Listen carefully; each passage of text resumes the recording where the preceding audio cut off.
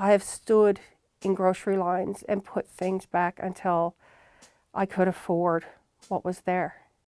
We had to learn to make do with what we had. And you can fire mental health at people as much as you want, but when their number one stressor is not enough money, all the mental health in the world is not going to help that.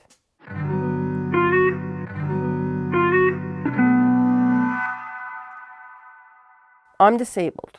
I may not look it, but I have multiple autoimmune disorders, and I also have some mobility issues. My husband had open heart surgery at a very young age, so that's affected his health also. And, two of us being disabled and on income support, we're only given the basics. I've asked, is there anything else for people who are disabled? No, you're getting the maximum amount. Okay, so what do we do now? We survive. Trying to survive on $425 every 2 weeks. It's hard because you got to get groceries, you got to pay bills. This day and age, you cannot go without a phone or internet. Paying for hydro and stuff. Even though I'm in Newfoundland, Labrador housing, my hydro bill can get up to, like $100. And for some people, it's like, oh yeah, that's cheap. When you're only getting, so much money, that $100 is a huge chunk. I get child tax, but I mean, that child tax is to make sure my daughter has food, clothing. She attends Boys and Girls Club, and I also have her in judo, and, just the little things for her just to make sure she's happy and healthy and whatnot. But just trying to navigate the system now and trying to afford healthy foods, it's nearly impossible. I've reduced my portions so that my daughter can have more. It's been difficult, and if something doesn't change really soon with the amount income support gives people, there's going to be a collapse. There's homeless people everywhere. Everywhere you look, there's homeless people. Bus stops, parks, just if you go down Water Street, and the whole length of her, you're going to see the poverty. You're going to see the stress. And, you can fire mental health at people as much as you want, but when their number one stressor is not enough money, all the mental health in the world is not going to help that. Tell me about growing up, and did you ever run into food insecurity growing up, or when was the first point you did? My father worked with IOC up in Labrador City, so I didn't really experience food insecurity until my mom left my dad, and my mom ended up in housing herself. That was my first dealings with food insecurity and poverty. So what was that like? It was a bit of a learning curve. We had to learn to make do with what we had, and with less. And it was me, my mother, my sister, and my sister had a child. So trying to get, and we were used to my dad's income, which was fairly good. And for us to go from a high income rate to income support was, kind of like diving into cold water. You get that shock, and you're like, okay, now I just got to tread water, tread water, tread water. It was difficult, but we managed. What do you think about what your mom was going through back then with that shock and change? It was necessary. My mother left an abusive relationship, and it was necessary for my mom to do this. She really had no choice.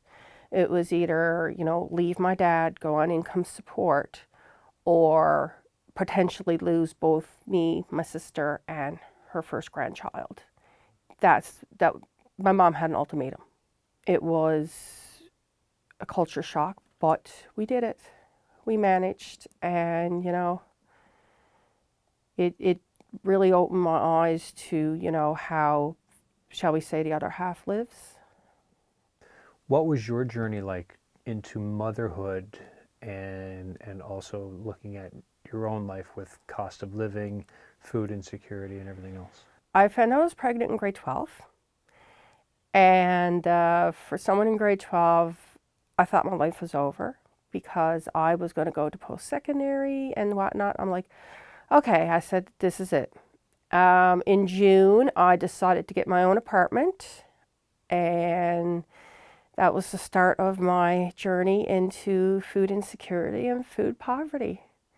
I was on income support. I had my boyfriend at the time, which was the father of the child, with me. And, two of us had to live on income support with a newborn and trying to get all the necessary things. It was a little difficult. I remember standing in a line up at Co-op up in Lab City, and she said the total, and I'm like, I have to put things back now because it's too much. I have stood in grocery lines and put things back until I could afford what was there. And for some people, that is very demenial. I've seen people at the checkouts saying, OMG, I don't have enough money for this. I'm going to have to put things back. And just trying to decide which things to keep and which things to put back for the benefits of yourself and your children. It's difficult. It's very difficult. What's that stress like? You get this knot in your stomach. It's like a wave of embarrassment, a wave of I'm not good enough, a wave of like I can't do better. I wish I could do better. I wish I could provide more. But when you're a young mom with young children and you have zero to no work experience, it's hard. It's hard to try to provide the necessities of life for your kids. How did you keep going then? I just budgeted. I, budgeted. I portioned out stuff. I bought things that were cheap. I used like either my parents or my in-laws, co-op number, which, gave you a little discount on some groceries. I tried to get rides instead of using a taxi. I tried to walk places, make stuff in bulk, freeze it. I used to make like, say, a pan of lasagna, and that would do like 3 days worth of food. Big pot of stew, I could take it, freeze it, and I can thaw it out at a different time. Things like that. What brought you to St. John's? My children. When was my youngest at the time, when he got diagnosed with autism, I decided then that I was going to try to make my way to St. John's. I did 1 year in Lab City with ABA therapy for my youngest at the time, and it wasn't feasible because we'd have to commute back and forth to St. John's from Lab City. At the time, my husband had a job, so we had to pay out of pocket for the airline tickets. It was just over $2,000 for the three of us to fly to Lab City to St. John's and back. That's a lot of money.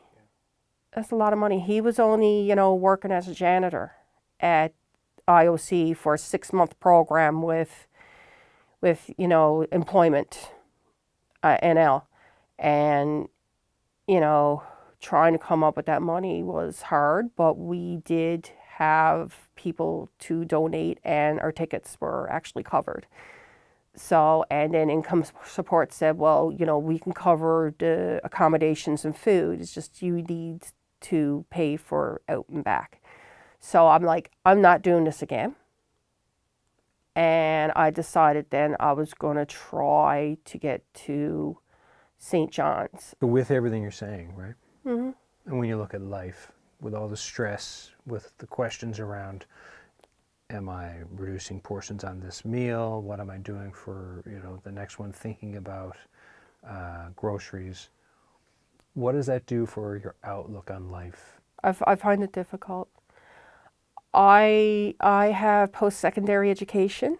I did a secretarial course about 20 odd years ago. I did a secretarial course and also did aesthetics. Both times I had to quit due to health issues. My husband, he has an electrical engineering degree. He's disabled. He can't use that. People might say, you're lazy, you don't want to work, people on income support. No. There's people like us who are disabled. We physically or mentally can't work.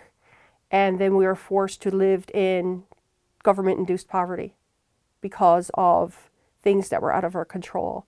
I didn't ask for multiple autoimmune disorders. I didn't ask for mobility issues. I didn't ask for mental health issues. I didn't ask for any of this. And 90% of my disorders are because of stress. A lot of disorders and diseases are because of stress, and a lot of them are stress induced. And just trying to, we're in survival mode. People on income support, even people who are working now, if you don't make over $45,000 a year, you're still in poverty. You're still struggling. I'm my two older children, they work. They had to pick up, there's 5 people in a house in order to maintain it. When you have to have 4 roommates in order to maintain a household, to afford rent, to afford food, to afford, just normal economies, it's ridiculous, Trying to navigate a system that's made to make people fail. It's not right. I have a friend of mine who, she makes between $40,000 and $45,000 a year. She's struggling. 2-3 years ago, she didn't. Even she said to me, she said, Tina, I'm struggling. 3 years ago, I wasn't. And this is what people have to realize, that, just because you have a job doesn't mean you're not struggling. You've talked, you've got your 2 older kids, right? 28, Yes. 24. When you look at your daughter, and you mentioned activities and judo, what's your hope for your daughter as she enters adulthood, or for when she, through her teens and as she will enter adulthood? I'm hoping within the next few years that some of the legislation with income support changes to make it livable for the economy today. Rents increased astronomically. Price of food, price of everything. Everything has increased, but yet income support has been very stagnant for many, many years.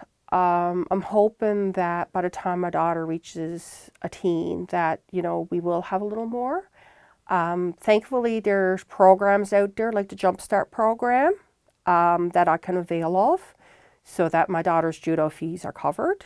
The Boys and Girls Club is all done by income, so I only pays the minimal amount for her fees for the Boys and Girls Club, and they will work with the parents for payment.